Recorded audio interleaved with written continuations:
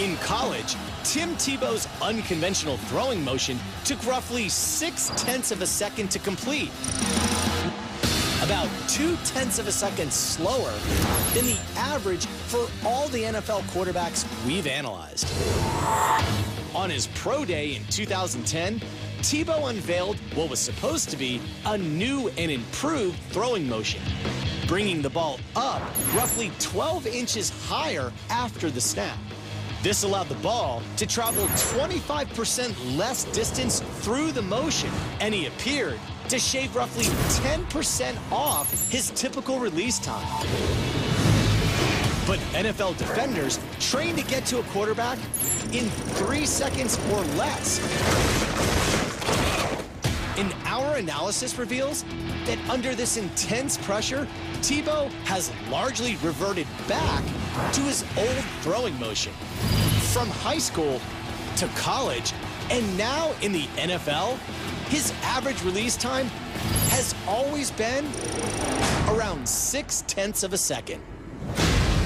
Now, changing an ingrained habit is a lot harder than you might think, and Tim Tebow could be considered a case study in the power of muscle memory.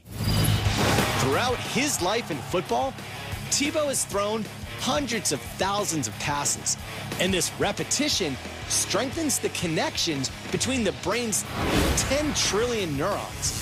Through a process called potentiation, neurons that fire together repeatedly, communicating with other neurons in about 1 millisecond, all fire in the same pattern again in the future. This is part of the hard wiring we call muscle memory. But when establishing new patterns, like changing a throwing motion, neurons can work up to 10 times slower.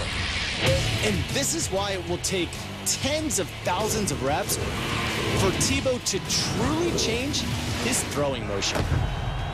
But relying on his old motion isn't necessarily bad news, because muscle memory enables the brain to focus on other tasks at hand, like moving the ball down the field.